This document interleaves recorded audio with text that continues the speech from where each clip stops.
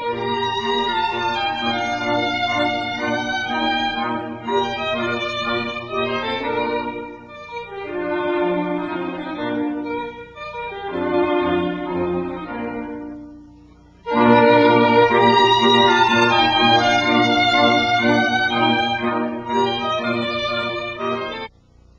have a title that I think is very suitable. It must be rather good because several people said they had to come because they didn't know what it meant.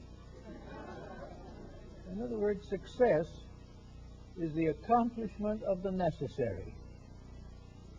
Now, that just sounds like a few words, but there's something behind that idea, that actually there is no success unless the cause is right.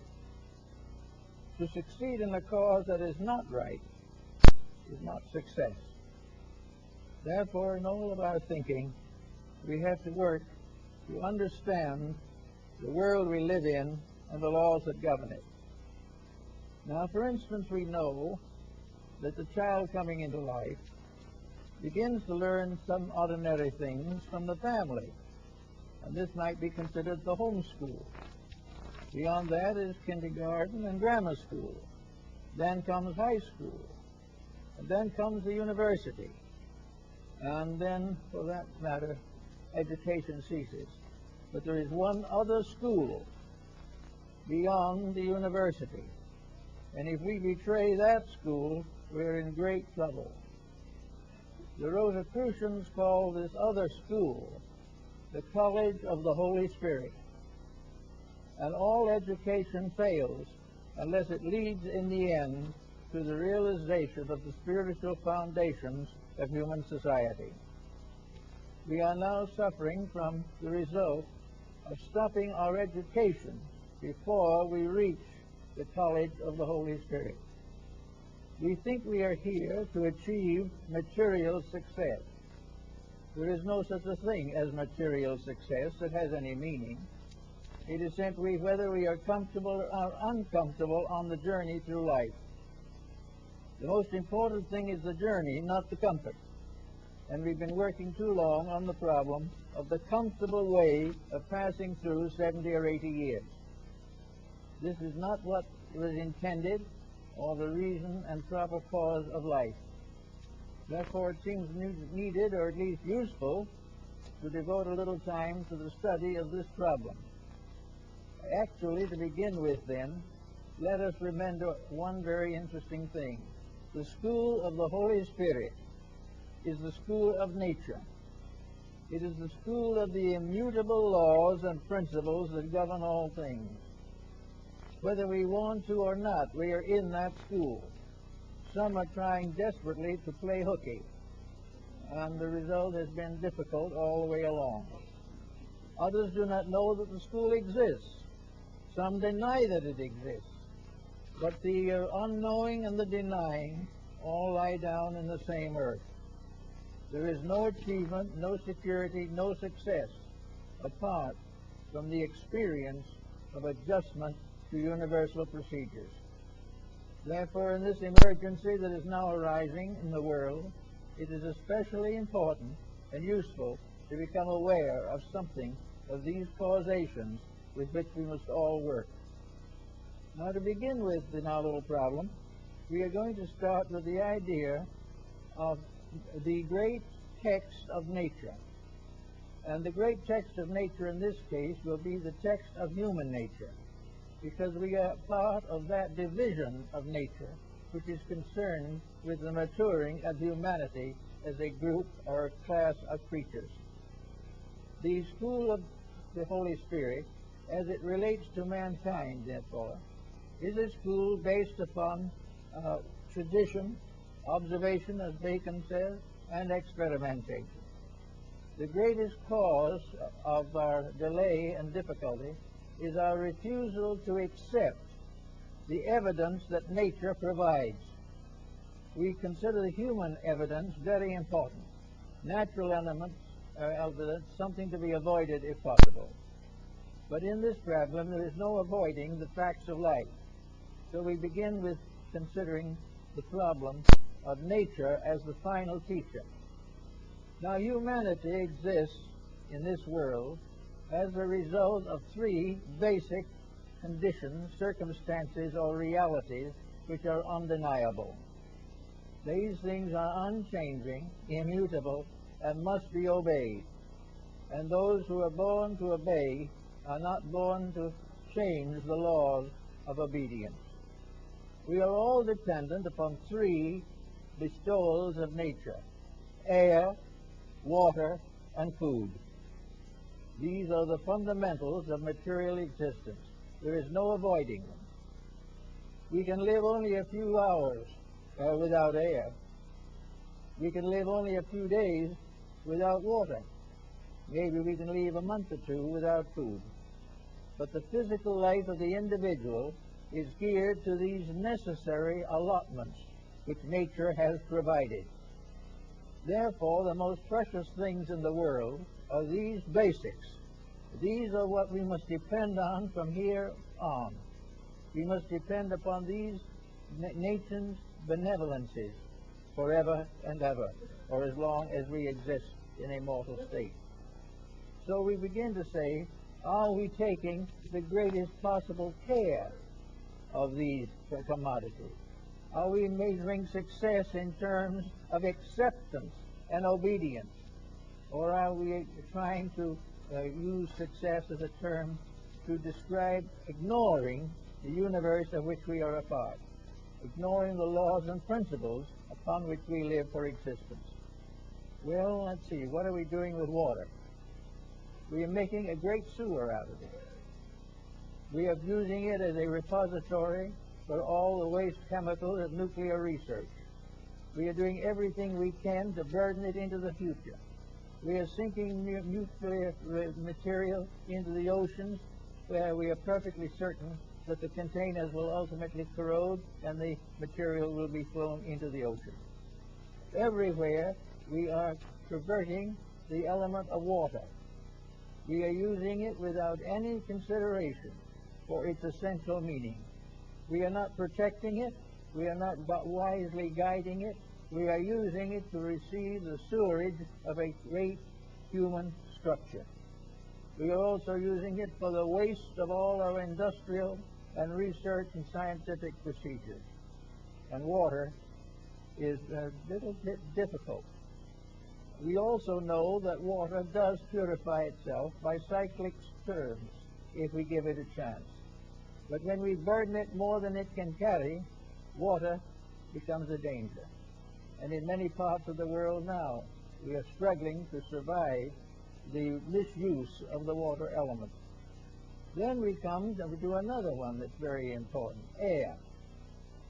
If anyone lives in Southern California, we know what this is all about. We realize that smog, congestion, and the constant charging of the atmosphere with the products and byproducts of industrial research and manufacture, that we are constantly using air wrongly. We are using it as a medium for escaping the consequences of misuse. We are corroding the air. We are causing it to become an instrument of pain and sorrow. We are creating allergies. We are doing everything possible to make air a dangerous element rather than a great help. And the third problem is, of course, nutrition. We depend for life upon food. And at the present time, our food is not safe. We are constantly being warned of the use of dangerous chemicals for the preservation of foods, but do not preserve the human body. So we have all these things as mistaken uses. Now comes the question, what would happen if we tried to use them correctly? Well, they have to be pretty serious stuff. The average individual would rather live half a lifetime, half sick, than face the dangers, sorrows, misfortunes, and corruptions of integrity in actual operation. We are afraid of the truth. We know that the truth would undermine nearly any institution that we have. because very few of them are based upon a solid foundation of integrity. To dispose of our present rules would result in chaos. And if we tried to put in more important and better rules, it would affect economically most of the people adversely. We are afraid of loss of money, but not afraid to lose our own lives. Therefore, we are constantly suffering. We are paying huge hospital bills. We are mortgaging our futures in order to maintain a status symbol, a way of life which is not good to begin with, but for which we feel we have no escape. We look back on all of those nations that have gone before, and we should pause. Now, when you mention the past to certain moderns, they become very indignant. We shouldn't think of the past. The past is dead. What we don't realize, though, is that we are dying with it. In a few years, we will be part of the past. There is a great deal we have to consider here. So we go back to the past, and we'll find out that every civilization that fell because it broke natural law. It broke natural law by avarice, by all kinds of ambitions, by the misuse of power, by all of the abuses of beliefs and doctrines and religions and sciences that made up the past for humanity. Many of these institutions were dangerous, and some of them were mortal, and the past is now mostly dust in the deserts of the world. So the past becomes, however, a very valuable teacher. The past tells us what happens when we break the rules, and it also reminds us that for the most part, so-called civilization has been a progressive breaking of rules, in which each step of the way, by means of a power pressure, causes the individual to believe that he can live contrary to the laws governing the universe in which he exists. So we are now coming to the verge of another world cycle. We're coming to the beginning of the 21st cycle of the Western life. Are we prepared for this? What are we going to give to the 21st century? Are we going to give them great organizations? Are we going to keep on buying and selling billion-dollar corporations from one nation to another? Are we going to continue to build munitions to protect us from each other? Are we going to continue to maintain high costs, high living, and all of the exaggerations that we now regard as perfectly proper and normal? If what we take into the next century is merely the continuation of what we have now, and our processes and policies are the same as they are today, the 21st century will go down as a still worse institution than the one we have today. We are going to have to build some kind of an integrity into this thing, or it will not survive the misuse of rules. We look around us all the time, and we see what we are doing to the ecology. We see that what we are doing to the natural resources. Not long ago, it was estimated that our petroleum supply would last for another 40 years. After that, what are we going to do? Oh, everyone is perfectly happy. We'll find some other way of getting around. Well, one way would be bicycles. We're not going to be able to get around. Everyone is thinking of, we're going to have new atomic power. We're going to live in a paradise which will permit us to break rules forever and be more comfortable as a result. There's something that's a little strange about this philosophy, and it doesn't come from any well-established system. It is the optimism of the individual who is reasonably sure that he won't be here anyway by the time these things fall on his head. So we now have to think a little bit about what we're going to pass on to the future. Are we going to pass on the most mammoth debt that has ever been accumulated? And of this debt, what is it? This debt is money. Where is money in nature? Money in nature, as Mark Twain once pointed out, is nothing. Heaven isn't interested in dollars and cents. Profits or loss. Heaven is interested in the survival of a species of life that was created and ordained to be perpetuated. And in the old scriptural writings, this life was placed in a beautiful garden and was made to be the gardener, in order that the guardian might be proper and all would be well done. There were rules set down. And what have we done? We've broken all of them. And we do it with a good nature. We begin to feel as though the rules that were set by the gods perished when man took over the rulership of the universe. But he's having trouble trying to claim this universal rulership, because every one of many dictators want the job, and they kill each other to get the job. And saying that Cain and Abel will come back to us again, the struggle for power. And in this struggle for power, the universe is absolutely against all monopoly. The universe is for honesty and integrity, and without it, it will not reward any living creature. We see already what we are getting into. We realize that we are now in short supply. We know, for example, that by means of World War II, we have so depleted many of our natural resources that we have probably taken at least 20 to 25 years off of our future expectancy for any of the various elements involved. We actually shortened our futures by wars. We allow complete waste, not only waste but savage waste. We not only have wars but revolutions. And in the last 50 years, we have managed to murder off probably 500 or 600 million human beings in one way or another. Not all with a gun. Some with suffering, some with starvation, some with sickness, some with just pain, discouragement, but many by absolute frightful cruelty. And many peoples have turned upon their own kind and destroyed them for the sake of an almighty dollar or another step forward on the ladder of dictatorship. So all these things are now in part of our heritage that have to go on to the future. And it looks pretty miserable. Now against all of this, however, there are certain good signs. We are not left completely without leadership. And we realize that human beings down inside of themselves are perfectly aware of the fact that they are more than merely pawns in a game. The average human being does not really believe that he was created simply to die for somebody he never heard of, and who is doing nothing good for anybody.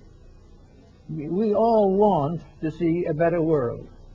But as we said in the subject, which I think is important, that this success in this search is due to the ability to determine value, and having found it, to live according to it. And without this value sense, we will not have security. Now, we probably lost 20 years or 25 years of the next century's materials by wasting war in this century. We will cut down the ability to pass on to others resources which we have wasted hating each other. And what is done of the hate?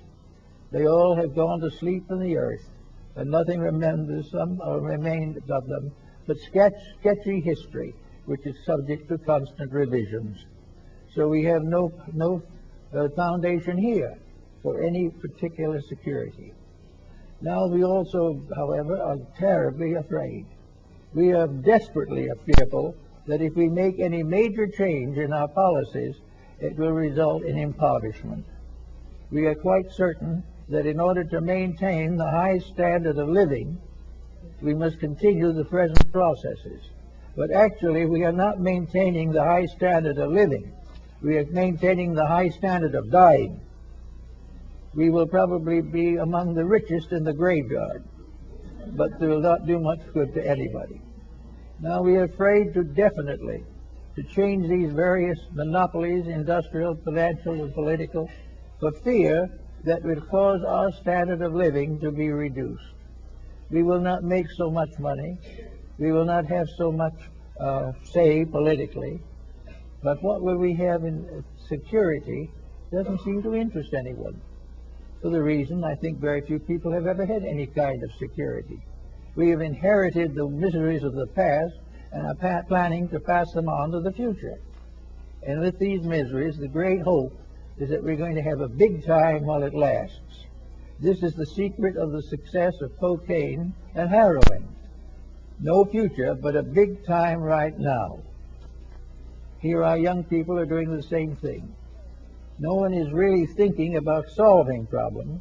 They're thinking about fun generation, a generation of extravagance, a generation that is devoid of foundations, and a system supporting it that doesn't want foundations, because foundations will affect profits and loss. So we now have to face some of these things in terms that we can face them. There are things we can't do as individuals, but there is a power that will do them. But we can be a part of the power that sees what needs to be done, and will try in what ways that we can to fit our own personal life and destiny into the plan as it should be. We can all be part of an improvement of the situation. And among the improvements, already ecology is coming in. People are becoming aware of these things. We are becoming more and more aware of the danger of allowing species of life to become extinct. We are coming to realize more and more how we are changing land into desert and desert into condominiums. We are not to fully realize a part of this problem that we face, but it all seems strangely remote, and we're quite sure that the boys and girls of the next century will solve it all. If they solve it all, there's only one way they can solve it, and that is to go back to truth, go back to the realities of things, and find out why we are here. Well, many people think they know. Other people are quite certain there is no reason. Well, probably the great dominant today is that people do not believe there is a reason why we are here. We are simply the extension of a biological process. We go on because our ancestors propagated, and that's the beginning and end of everything. And if we are not careful, we will inherit the faults of our ancestors as part of our heredity. Actually, this is not the basis of anything. If this was the basis of anything, substantial or real, we would have a gradually accumulating development of material resources. If we had lived intelligently for the last 5,000 years, we wouldn't be where we are today. We wouldn't be in the midst of a great power struggle. We would not be in the midst of a situation in which a country is perfectly willing to murder off half of its own population in order to accomplish a temporary political advantage. These things do not belong to a civilization that is going somewhere in the eyes of truth and God. Now then, we can also, in our way, begin to explore these little matters and to discover in all the levels of life that success in living is the result of the discovery of the answer to the reason for existence. We must know why we are here, and we must realize that if we are here simply to die, we have already achieved the terminal condition. But we are not here simply to die. We are here because as human beings we cannot die, because the source of us is eternal. The source of us is immortal, and we have created the fabric of mortality. We have transferred the rulership of life from the great powers of life to the little petty despots on our material and economic level. We do not belong to a physical order of life. We belong to an eternal law order of life that arises in the universe, that goes on and on and on to the fulfillment of its life. Behind the entire process of human existence is growth, evolutionary development, the constant enrichment of the inner life, the constant outgrowing of all old mistakes, the constant visualizing of a tremendous destiny for which we are created. We are born to go past these planetary walls beyond the stars. We are here to live eternally in the light of truth, growth, and experience. We are here to become God-like, and when we become God-like, we will become with God. These things we know in our hearts, but we haven't the courage to live by them, and we live in a world that refuses to accept them. One of the most interesting steps, however, is the realization that is coming today that materialism politically is just as much of a mistake as it was scientifically. There is no way in which the world can become united except on integrities and ideals, and these are contrary to nearly all of the manipulations of policy. We are here because by truth we can grow. By error we become victims of our own mistakes. And the world we live in today is the punishment for the way we live in it.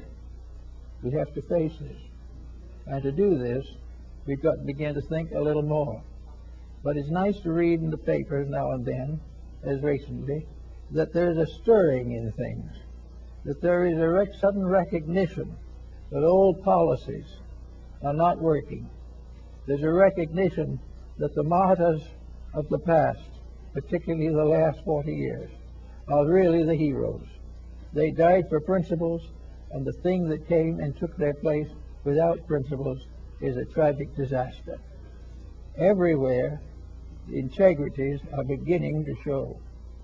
Now, integrities can also have a part in our personal lives. We have to know and realize that the financial foundation of life is purely symbolical. The financial system is of no value outside the walls of this planet. We could take all the banking in all the world out into space and it wouldn't be worth a dime. It is part of the peculiar miasma that we have created. It is part of the punishment we have inflicted upon ourselves by our own materiality. We have deified the unreal. Now we have to suffer from it. But the only answer must come finally, that the entire process of controlling humanity by catering to ambition and wealth, this entire process is wrong. There's no need for it. There never was any cause for it.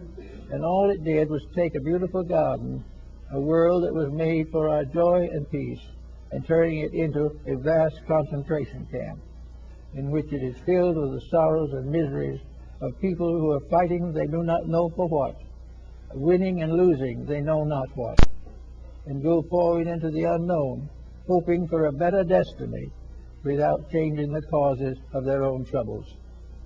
So we want to get a little bit into this idea a minute, that the answer to all problems of success is the accomplishment of what is necessary. And in this case, necessity is anything in your life which is making you unhappy without any cause that you can understand. Anyone who has attached themselves to illusion suffers with it. Anyone who attaches themselves to the system which cannot succeed becomes part of a failure. Now we know that in between lives we escape from some of this and go back to a sphere of life in which integrities alone are real. But then we come back into this embodiment again, and all these little things close in on us. As infants we are brought up and weaned on materialism. We are taught to win at all costs. We are educated for big salaries. We are hopeful of high office. And we go along, and what do we have? Misery. And those in high office are just as miserable as those in low office. Now there's a grave question if there's any difference between high office and low office. The only difference is the person in it. And the people in these offices are just as much subject to misery as those who fail to make the grade. So we have to start building a little bit, if we want to, on the realities with which we are faced. Failure to do so is to lose the advantage of a new century coming in. This new century is not a division, it's not a sharp line of demarcation. 2/3 of the people living today will take part in some part of the maturity of the next century. They will be born, they were born here, and when they're 12, 15 years old, or 20 years old, they will come into the new century. And if they come into the new century by merely projecting exactly what they are now, our next century will be exactly what it is now. Of course, there's one hope. In this situation, it's getting so bad now here that it may be that we will be forced to make certain basic changes in order to make the next century in any kind of a commendable form. We will just simply go on making the same mistakes as we have been making. I think we will have to create a new concept of value, a concept of value that will have to be just as firm as a religion. Just as most people believe in God, we're going to have to find a system which believes in truth, believes in reality, believes in good. We cannot simply drift along without any solid belief except the paycheck, without getting into continual difficulties. We have on the borders of life at the moment these grave dangers of further military aggressions. And these will come probably unless we discover that the whole thing is a tempest in a teapot, and that a great political, military objective, such as World War II, is just a group of frustrated people without any sense of right or wrong, or without the courage to live what they might consider to be right, will become involved in a struggle which costs the lives of most of them and costs the future of the world. These things do not have to be. We don't like it when wages are not high enough, so we strike. We do not like it when conditions are lower, so we revolt. The time to come now is to revolt against the one great enemy, materialism. To revolt against the value of wealth as opposed to the reality of truth. Only by some such media as this can we start in. And if we want to become a success in this search, we will have to be the ones who are able to discover the solution by means of which integrity becomes the answer to all the questions. We have to now start a little bit in our own way.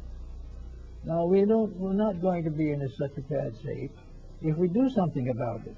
But if we wait until all the values are gone, then we are bound to have greater trouble.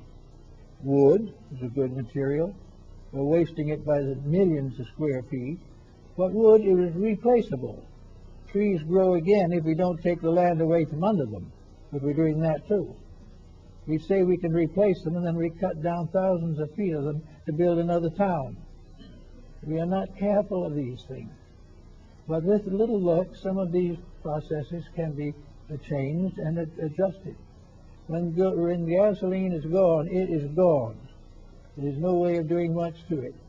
And it is estimated that we have more than a 40-year supply. And at the same time, we can't find a place to drive or anything else because the car is on the road. We are buying cars without any realization of what to do with them. They're all clogging us like some kind of clogging material in an artery or a vein. We are creating an anabolism of one kind or another. We just simply tied ourselves up into a hopeless tangle. And this tangle is increasing. And another little point that's nice about it is that these advertisements for cars are getting more and more tempting. And now we are assured that you can have a car that is the ultimate in comfort, the ultimate in luxury, the ultimate in beauty, and that you can go 100 miles on this machine without even feeling the road underneath. You are practically flying. But what are we flying to? Why are we in such a hurry? Are the people we're going to see really worth all that? And if we're going home, are we that anxious to get there? No, this is what? The complete way of making sure that we're going to have no fuel. And we are told that while there are small still areas where we might find it, we wonder sometime whether or not that we are taking fuel out of the earth in a kind of transfusion process. Are we taking the lifeblood of the planet? That oil is here for a reason. If we destroy it completely, or make it where it can't replace itself, and it can't, what is going to happen? Little by little. Has this something to do with changes in climate? Has this something to do with the mysterious forces of earthquakes? Are these things simply the individual continuing to deplete natural resources without necessity? We don't need the car that is practically twice the length of the garage. We don't need all these wonderful luxuries. I remember long ago they built an automobile with a bar in the back of the front seat. We don't need that, really. With our present alcoholic rules on driving, that wouldn't be very successful. But the point is, here we go, selling something that is taking the lifeblood out of our resources. We are not in any position at the present minute to know that we can have a substitute. And will the substitute be more dangerous than what we have? And if it is more dangerous, will we do it anyway, simply because we must have the substitute? All these things go on and on and on. So we now face a very definite problem.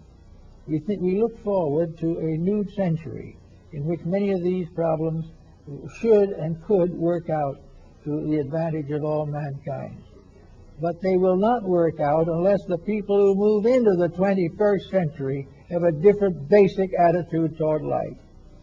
Unless they learn from the sorrows of the 20th century, they will not be able to save the 21st century. We cannot do it by simply projecting our mistakes, by maintaining at all costs a standard of living that was never sensible, never necessary. The idea that we have to have more is not necessarily the answer to the problem. We could also have it might cost less. We might not find it necessary to make all these sacrifices of integrity and honesty if we were satisfied to live as we should live. Now, if we want to see how should we live, that's another question. And I imagine there is an answer for that by each person, and it'll be a little different in all. But the substance of the matter is very basic. We basically are here to grow, to learn, and to live. We were put here by a power that is greater than ourselves for reasons that we do not fully understand. But we have received missions and wisdoms to give us a fair foundation as to what it's all about. We are here for a purpose. And if we fulfill that purpose, we will live in peace. If we do not fulfill that purpose, we will live in misery and maybe shorten our lives more than is absolutely necessary. So if we can go into the next future, the next generation, or the next century for that matter, with a little different attitude, we can mold things before they get set again. If we move our present population into a better environment, or a greater potential of environment, perhaps we can move it into something important. If we take them into the 21st century and we tell them frankly, we're out of gas, so let's forget all about that. And we are in need of a major change in our entire system of nutrition. We have to eat to live and not live to eat. We have to do something worthwhile with the food. What is the use of feeding an individual who is no good, either hungry or full?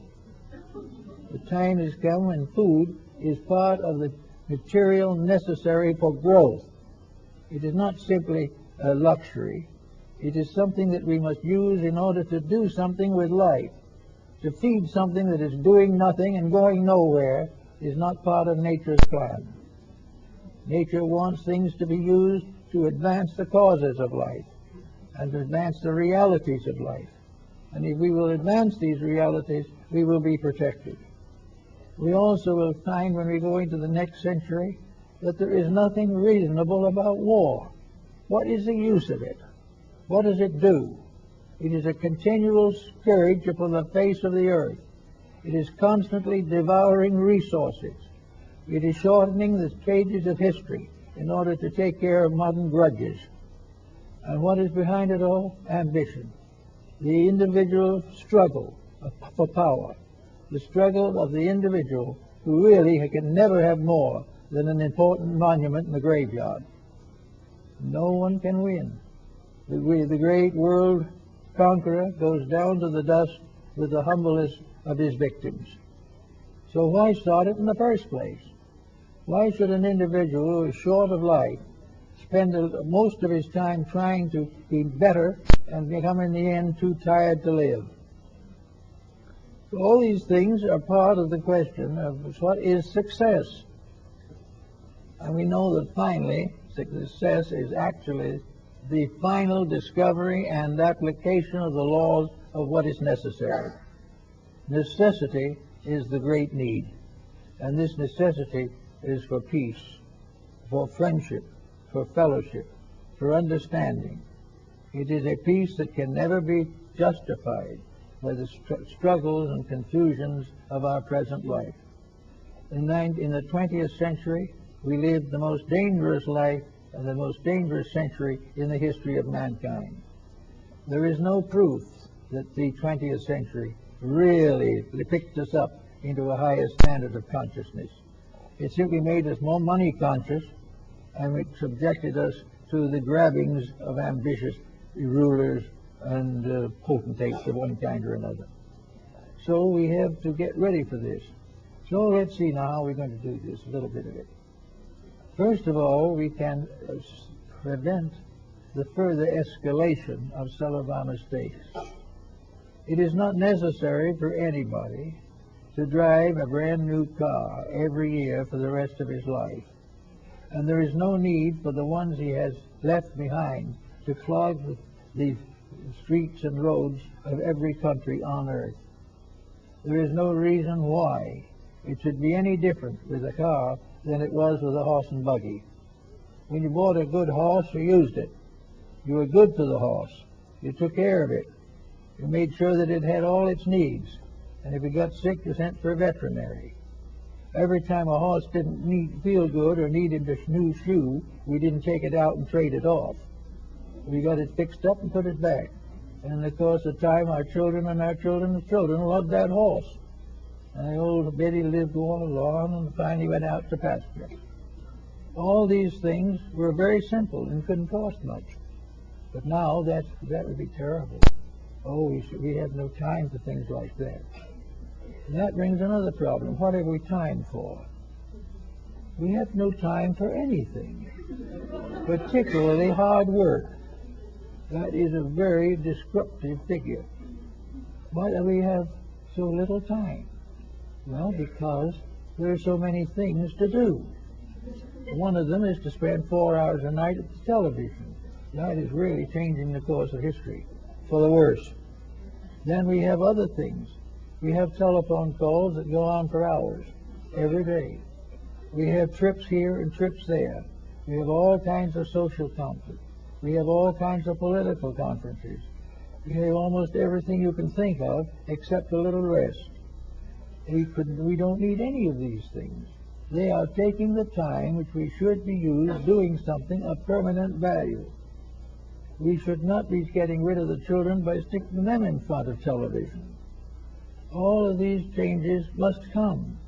The individual must gradually realize that a well-planned life is important. Now, of course, you can always tell him or let him think that he is really wasting time, because if he's a good man or a bad man, he's going to be equally dead when the time comes. But this isn't actually true. If he were equally dead, if we were any of us dead, we would not have been created. God does not create death. God has realized that death is a shadow. It is a break in the continuity of things in order to break up impasses that humanity itself hasn't the strength to change. By putting an interval between, you move people into new environments, but nobody dies. But everybody who fails to do something with life, comes back without the qualities and conditions he should have developed. So regardless of whether there's a future in it or not, we have a perfect right to use what we call time as usefully and helpfully as possible. And it should be a happy use. Nature never made it necessary to make misery the basis of growth. It is human beings who make so much trouble that their misery forces growth upon them. But growth can be achieved gloriously and happily and healthily. It can be a vicarious process or it can be a conscious process.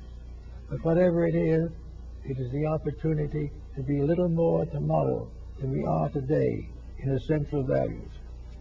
Better friends, better families, better loved ones, better children. All these things can grow, and growth is the secret of life. Growth is what we are here for. And as long as we grow, we are safe.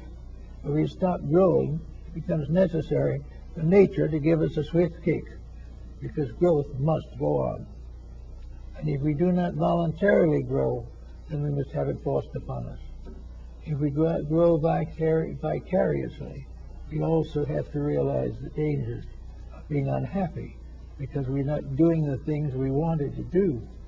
The reason being that we shouldn't have wanted to do them. Nature does not take away from us anything of value. It only separates us from the unvalued, or that which is without value, and which we have allowed to take over the rulership of our lives. We are here to get ready for the next generation. We are getting ready ourselves. Many people are living now are going to live in the next century. They're going to live in a new environment of a kind. But if we continue to let the old swap over into the new, we can destroy its integrity. When we step across, there should be a really good reason that materialism was a dead loss. We are beginning more and more to recognize that wealth is a desperate, evil problem. It is a problem that has destroyed more than it has created. Some of the poorest people in the world are those who are wealthy. The wealth has become a blind alley. It is a going nowhere. It is something that is a false start and a false finish. And as surely as we gain it over the years of living, we must leave it behind when we go. There is no way of carrying it forward. And that in itself is the proof of its values and its lack of value. Wealth is something in moderate amounts may help us to live more conveniently and more artistically and more helpfully in our world. But as an end in itself, it is a dead loss. And it is a dead mistake to believe that wealth is power, because in nature there's only one power, and that is the power of good. Evil has no power. Evil is not something that is struggling like a horn-tailed demon to destroy us. Evil, so-called, is simply our own self-centeredness, in which we strive to believe or want to believe that it is possible for us to build heaven on earth, that it is possible for us to have everything we want, no responsibilities, and no interest in other people. Well, nature doesn't allow this. It's not part of the principle. It's not something that was intended, and as a result of that, we can't succeed in it. But now we see new people coming along. We see new organizations coming along, trying to solve things. We find reforms breaking out all over. We are beginning to subconsciously receive the impulses and pressures that nature is sending with the promise of another century in which to achieve something more. With this century could be set aside as one of the great failures as far as humanity is concerned. There is really no experience, no value in it. All the inventions, all the wonderful discoveries, all the shuttles and all the missiles and everything you can think of, they're all a heap of dead loss. The only thing that is valuable is that the experience and the constant flow of conditions will help us to discover the basic friendships and integrities by which we can go on without war and gradually reduce crime, get rid of narcotics, and take care of the various social problems, simply by the realization that we don't need them. This isn't a great big deal, but if more people become individually free from the temptations which cause compromise, you will find that little by little the peoples of nations will gradually become sufficiently aware of value to influence the elections of their leaders or to create a new system of appointment. We can gradually take the ulterior motives out of government by developing integrities. Well, if we did not succumb to temptations on some level, we would not be having a poor government at any time. So we have to find out a little bit about nature's plan. We must say to ourselves, what is the real plan behind all this? It seems to me that probably the ancients were pretty well, that finally this world is a school. It is a place of learning. You turn in your papers and have them graded. And if you're particularly good, you get a better mark. If you're particularly poor, you may have to do the grade over again. But it probably is all education. And education is the release from within the individual of the divine and soul power with which he is endowed. The purpose of education is to make the best part of man ruler of the rest. When the individual is governed not by the mind or the body, but by the soul, when the inside in its integrities dominates the outside, we will have the same thing in society. We will have a society of people living simply, living reasonably, living happily, because they are fulfilling the useful things of life. They're not dodging responsibilities. They're not hipped up on hot rock music. They're not caught in narcotics. They're not caught in all of the dissipations and immoralities that are affecting our present generation. They are doing things that are interesting and valuable because the inside is being expressed. As it is now, we all have inside. We all have soul power. We all have soul consciousness, but we're not doing very much with it. We allow it to be obscured by every temptation that comes along. We allow ourselves to fall into emotional stress. We allow ourselves to make a strange kind of happiness supreme, when this happiness doesn't really make us happy at all.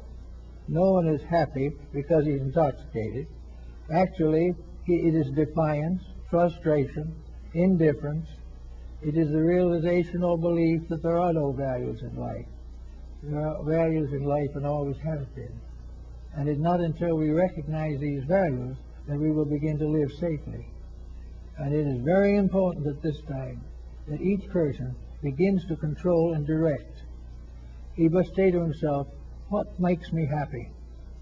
What is it that is really making me have a good time?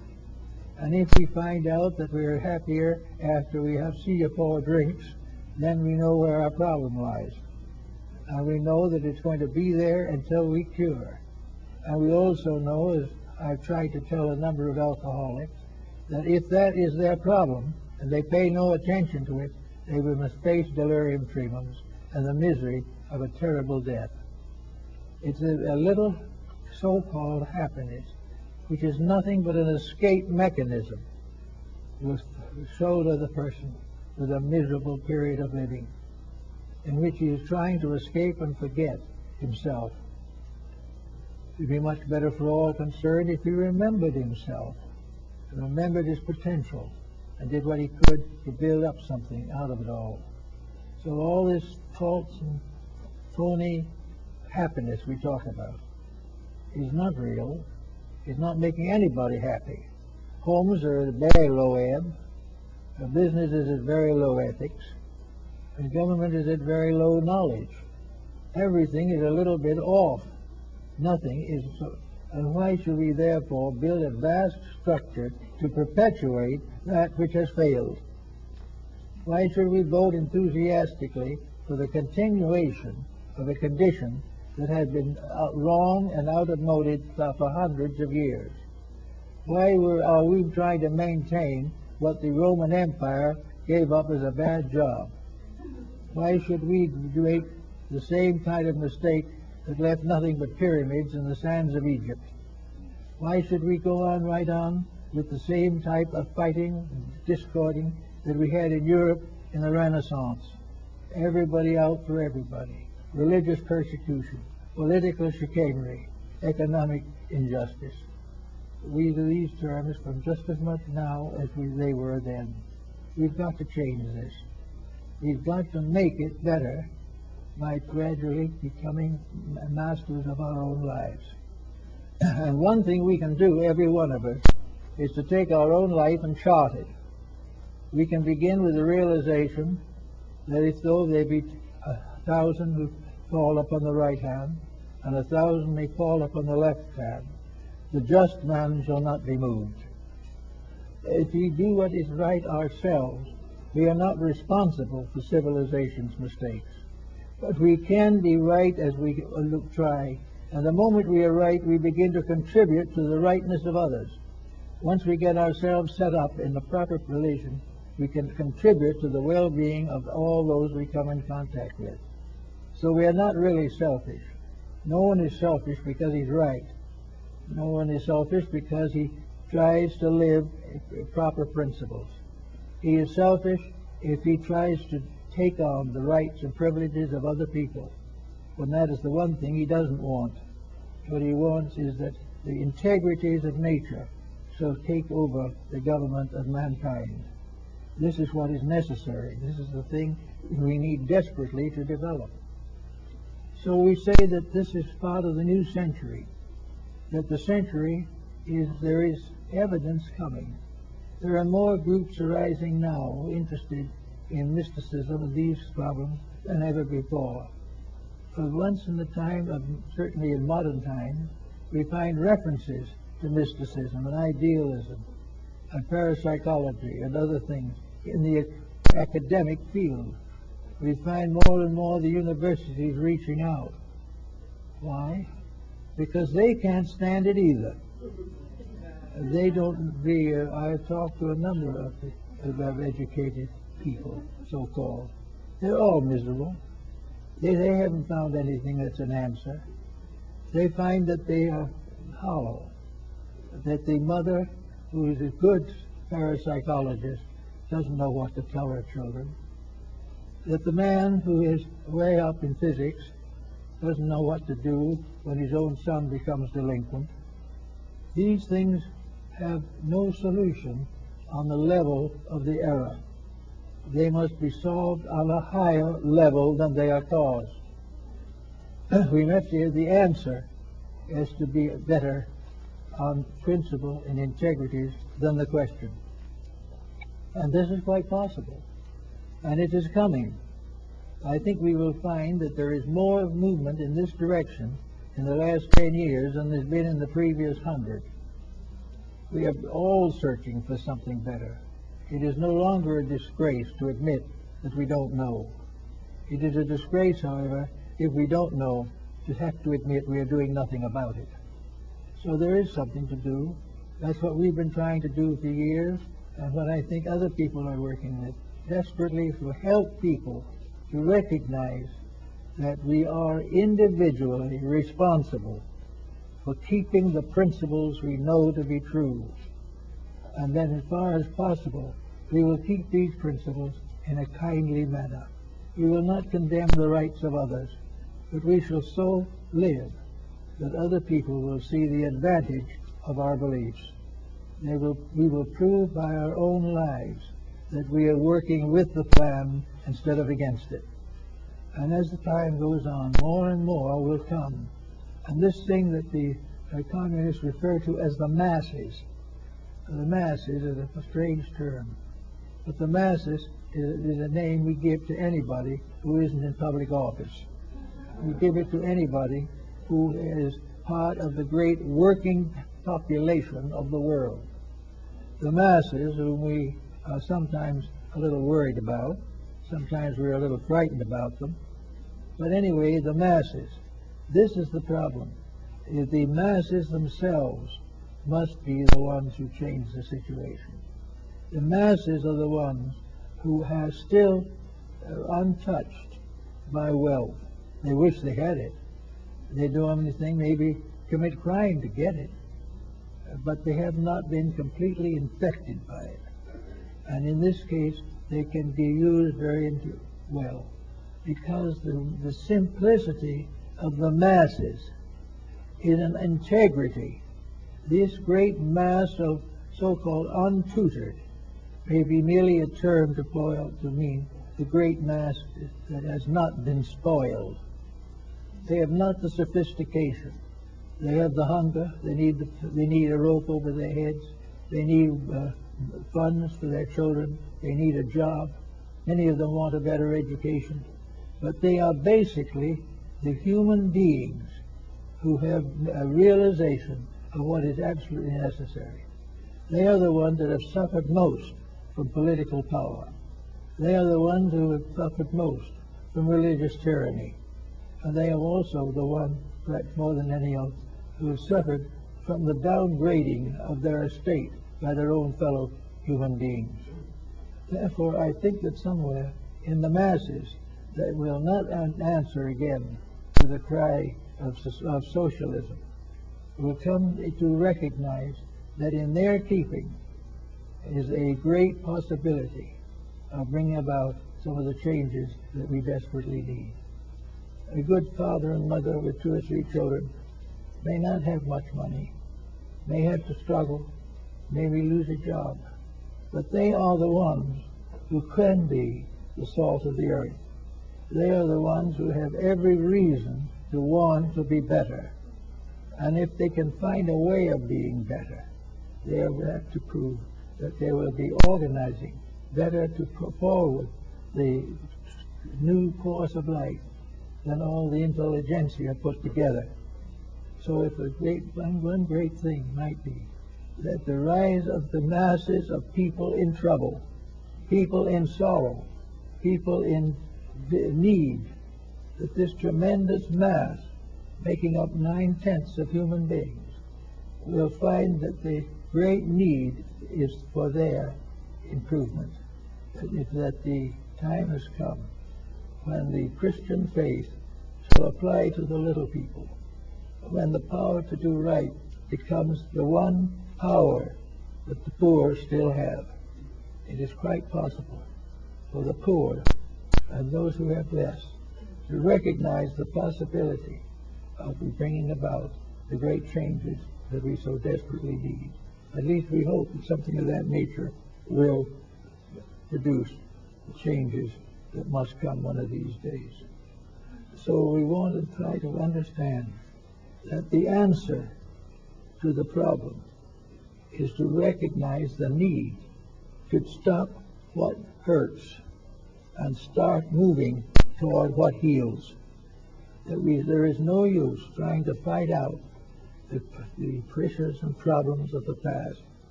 There is no need for another Roman Empire. There is no need for another Napoleonic Empire. There is not any need for another empire of Adolf Hitler. What there is really need is the rise of those benevolent souls who have become the great teachers and leaders of human progress. The time has come for the peaceful to stand as examples of what is necessary. We cannot survive another nuclear war, and there is no need to. But what we have got to do is to recognize that the universe is ruled by a divine power, that this power will guarantee that nothing will cease and nothing will truly end. But this power cannot reward evil with good. This power must be remaining in its own integrity. It must therefore say that if the game of chess is played too badly, the great power will come in, sweep all the pieces back into the box again and start a new game. And this is the thing we would like to be able to say when the new game comes. We are it. That we are doing the things that are going to accomplish what we so desperately need. If we can understand this better, we have a better reason to look for more interesting things. The wonders and beauties of life, the greatness of the arts coming into form, better music, better education, clearer and simpler and more just religion, use laws that are fair to all, and the possibility of a new aristocracy, an aristocracy which is superior only in the fact that it is wiser and better, and therefore it is the natural leader of the world. And this aristocracy will never pervert, never corrupt, but will go down as the ancients do, as the sages, the wise ones, the good ones, and they are the only ones that will not disappear in the waste of time. They will go on. And the great citizens of the world are the teachers, the wise and the loving. And when we depart from them, we depart from truth. And when we depart from truth, we open ourselves to the adversities of our own making. And that we don't want to have happen again. We do not want to have another century of struggle, fighting, bickering.